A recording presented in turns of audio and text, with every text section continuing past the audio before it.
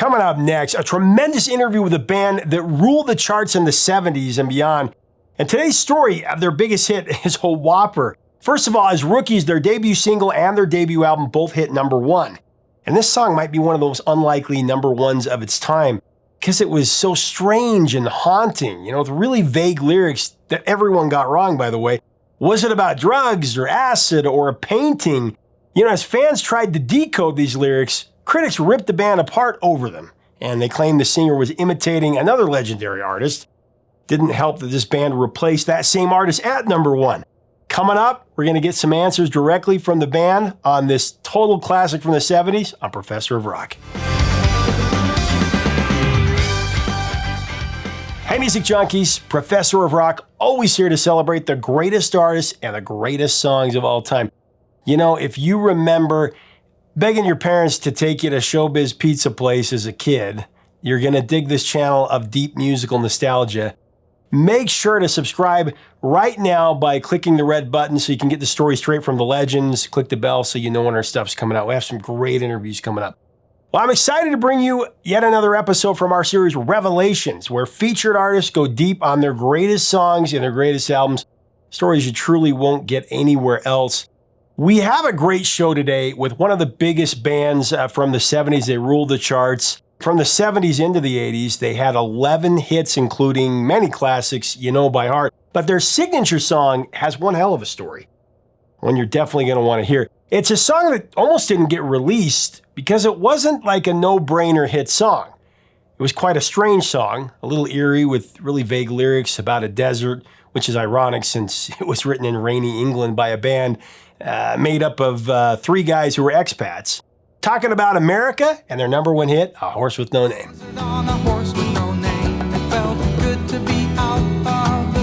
As rookies, this band hit #1 with their debut song and their debut album, and not many have done that in the history of rock. But it wasn't without controversy. Dewey Bunnell, who wrote this song and performed the vocal, he took a lot of flack from critics about the lyrics, and many claimed falsely that he was imitating a legendary singer-songwriter who the band ironically replaced at #1. Coming up next, we're going to find out who that artist was, and we'll hear what Dewey says about that, along with his partner Gerry Beckley, the principals of the band. And we're going to try to decode the meaning of the lyrics and this song, which, like I said, has so many urban legends. And we're also going to hear how Gerry's son talked him into letting a violent video game use the song decades later, and it introduced it to a whole new generation. Let's get into this interview. As we do, I want to recognize our sponsor, Zenni Eyewear, the brand of glasses I always wear. Zenni is truly amazing because you can design your own pair of glasses. What looks great on you, and you can do a virtual try-on at their website before you purchase, see exactly how you look. You can add other amazing features and get up to 80% off regular retail prices. Click on the link at our info button right up here. With our link, you can get the best deal. Here's America with the story. In the desert, you can't remember your name because there ain't no... When I heard this song, that first acoustic guitar, it was so eerie, yet so familiar. It's almost like I had heard it before, but it was like otherworldly. And that's a very mysterious song.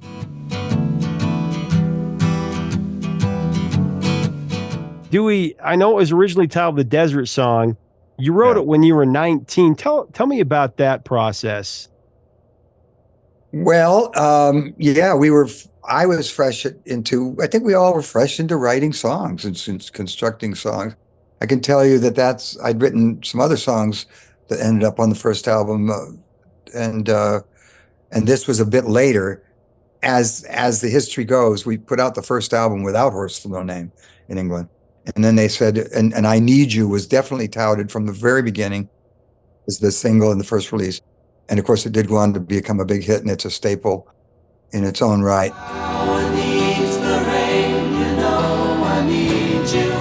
But then they said, you got any more songs? And I had been working on things. There was bits and pieces of songs. This one was using some weird tunings.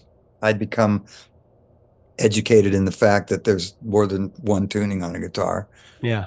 And Joni Mitchell and Crosby and Neil and everybody used various detunings. And I was messing around with that.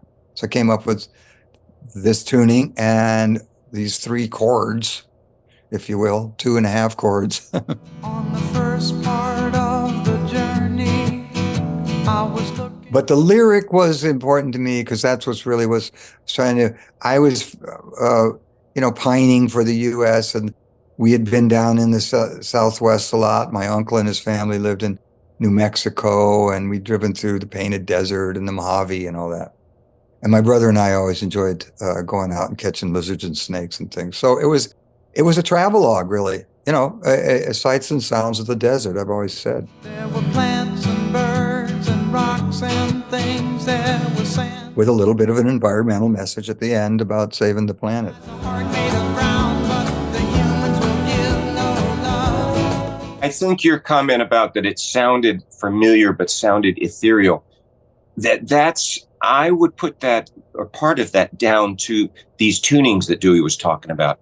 You can strum E minor, in a kind of a shuffly thing on an acoustic, but it's not going to sound like the start of Horse. And the unique kind of loping thing had a lot to do with this very strange tuning. That's the reason that people detuned guitars, or Joni came up with, open tunings, or Keith's got his 5-string or whatever, was that it changed the sound a little bit. It didn't sound like. So right from the start, it's obviously that is the opening, is there's just one acoustic guitar playing this. So anybody that picks up a guitar, it's not going to sound like that. You have to know kind of secret tuning to get on that page. And I think it just set the stage really, really beautifully for obviously the incredible strengths of the song in the other areas, the refrain and the surreal lyrics and stuff. Hills and rain. The first thing I met. The la la la la la la. Yeah. Those all go down big. For being something that's surreal, kind of Dolly-esque lyrically, and Dewey's heard it far more than I have. I've always wanted to know, what's that song about? The refrain is la la la la la la la. So it's almost like that's the anecdote to the, okay, I'm a bit tired of thinking about all this.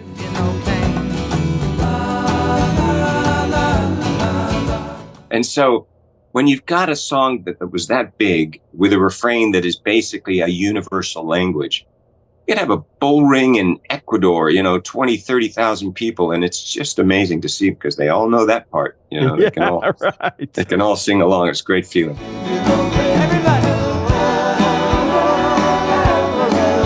It's a lot of symbolism. I remember it just rolling out, kind of as a little epic journey, if you will, the first part of the journey. On the first part of the journey. And just imagining that. And so many people, I think as the years have gone on, it's meant a little more to me, actually, than just a travelogue, because there was a kind of finding yourself buried in there is, what are you doing out there alone in the desert on this nameless horse? And then you let it go, and now you're looking out at the ocean. It was kind of a wanderlust and a searching kind of a thing. But, I could pile on that after the fact. At the time, it rolled out as a travelogue with a little message. On a horse with no name, it felt good to be out of the rain. The biggest thing that people say is, why didn't you name that horse? People are sorry for the horse, Yeah. Not only that, you let it go and you didn't even take care of it or whatever, In the desert, you can't remember your name because the rain. And then even people suggesting that inspired by Spanish surrealism and Dutch graphic art and so many different things. Yeah, that's kind of, as we've always said, as any songwriter will tell you, whatever you see or hear, it's fine by me. I can't, like I said, I could make up stuff, but for me, I was mesmerized by the desert. I did love it, still do. And, the first time we ever drove across the States to that base that you were talking about, actually, when we drove to see my uncle in New Mexico, to see cactuses, just that was interesting. I've always loved the outdoors and wildlife, and my brother and I always spent most of our free time poking around out somewhere. But just that kind of magical plants out there, and the sand and the distant expanse, that scenery in the desert, it's just a solid different, unique place to be. No one for to give you no pain. And as you said, it was raining in England. It was raining a lot in England. And there's a great history in England, and a lot of beautiful churches and towns and villages, but there's no desert there. So I was right about somewhere else.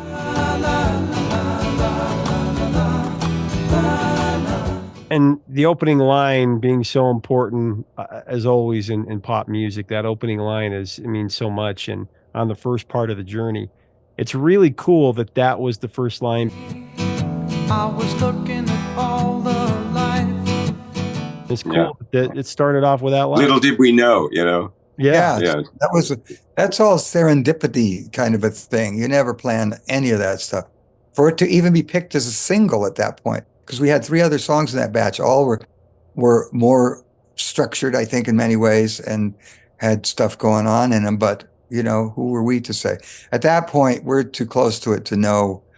We always handed the ball over to the record company. In that case, it was Warner Brothers.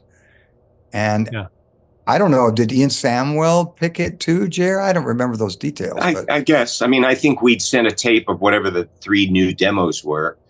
And we were anxious to hear their opinions. What do you think of this stuff? But they seemed to be clear. Oh, no, we're going to focus on that desert song. And we kind of, okay. Sure. I mean, they were all our songs. It's not like, wait a minute, and what? We wouldn't have turned it in if we didn't like it, Anyway, but sometimes it does behoove you to listen to the label. I don't want to tell kids, I don't want to mislead kids out there about, you listen to your label. Half the labels there's no such thing anymore. But anyway, in our case, and at that time in history, it was some very good advice, and the rest is history.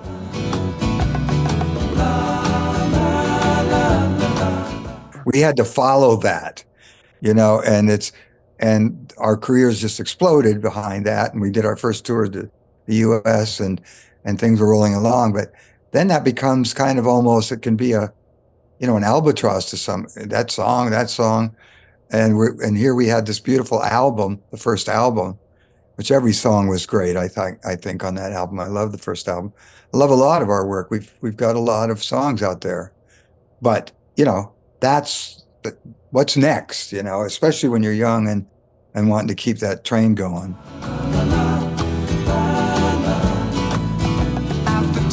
The last few lines, humans will give no love. I mean, that was quite a payoff. Under the cities lies a heart made of ground.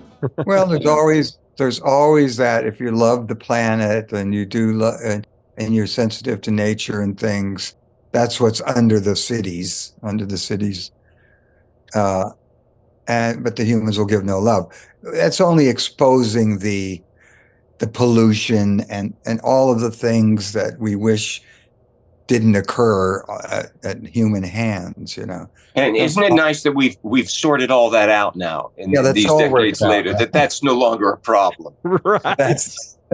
That's the amazing thing. 50 years later, we still got the same problems, maybe more in some cases. The humans will give no love. You see, I've been. Tell me about when you knew that you'd hit number 1, and we'll talk about its impact. In our case, clearly hearing it on the radio was a far different thing. First of all, that's mind-blowing. You're on the radio. It's great.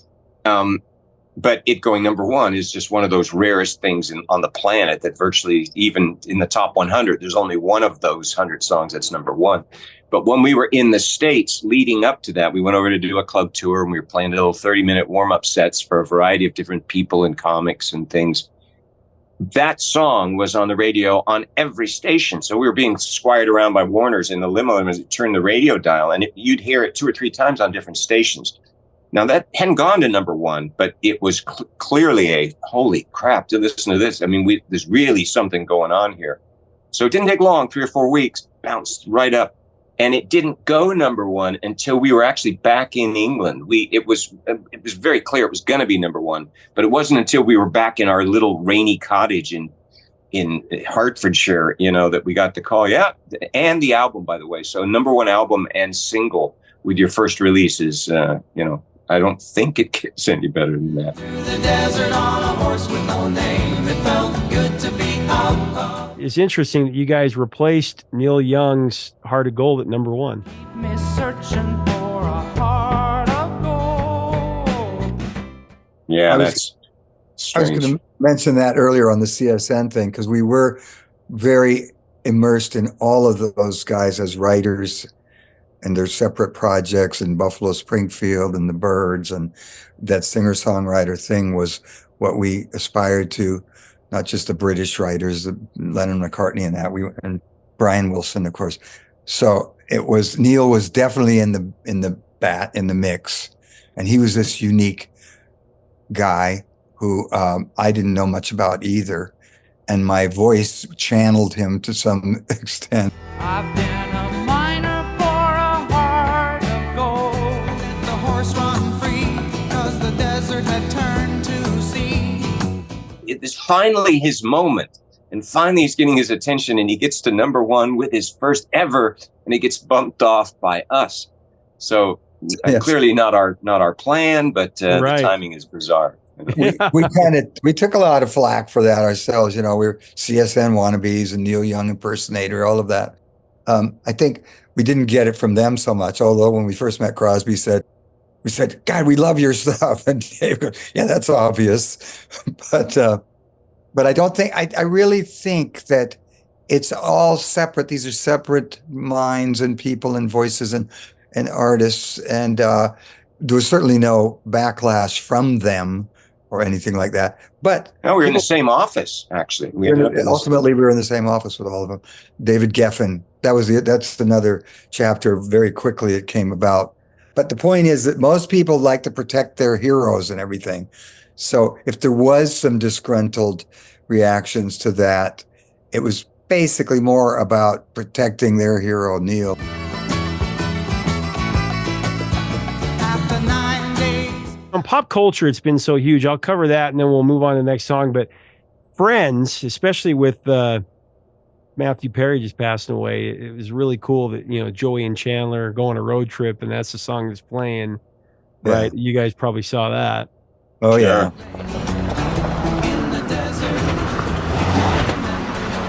We Yeah. featured in our show. We had a segment where we would use all those things. Breaking Bad had an episode. Looking at a riverbed. Grand Theft Auto, I know that Gerry, your son convinced you about that one, right? Well, it just when it came up, Dew had real concerns. Grand Theft Auto, incredibly violent. The whole dynamic of, hold on, what are we letting our kids in for? What's going on? That particular game was one of the. It wasn't the shooter game so much as it was a variety of different things, and Dew had some legitimate concerns. Wait a minute, hold on. Maybe we shouldn't be a part of this whole dynamic. And my younger son said, "Are you crazy? It's going to be the biggest game's going to be the biggest thing." So we have people come up to us, kids say that was their first exposure to us was through Grand Theft Auto. So there you have it. Go Yeah. figure, right?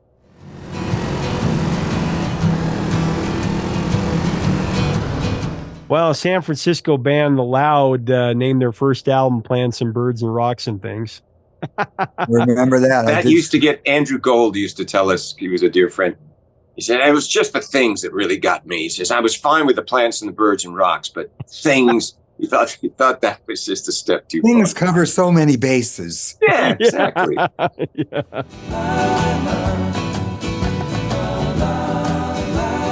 Final thoughts on Horse with No Name. I know you both said that first line was so pivotal because it was the first part of the journey for you guys, and it just started things off. Like I said, number one for 5 weeks the album, 3 weeks the song.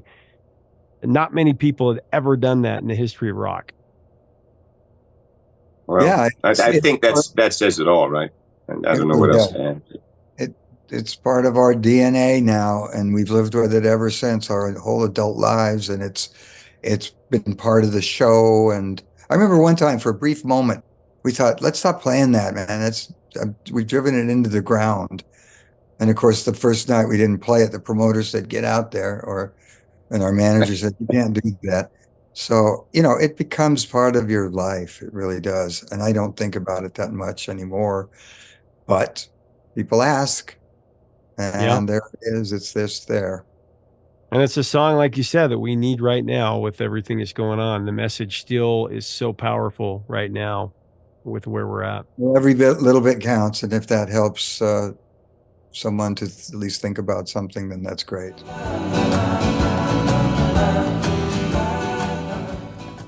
Hey, thanks so much for watching. Leave us a comment about this all-time 70s masterwork. What are your memories and your thoughts on this song and the band America? What do you think of the lyrics? What do they mean to you? What about their other great songs? What else would you like to see? We covered all of them. Let us know in the comments. Let's have a great celebration of these 70s Titans. If you like our content, we do invite you to subscribe below. We would love to have you. We've just hit 900,000 subscribers, on our way to 1 million with some special things planned for that. Until next time, 3 chords and the truth, my friends.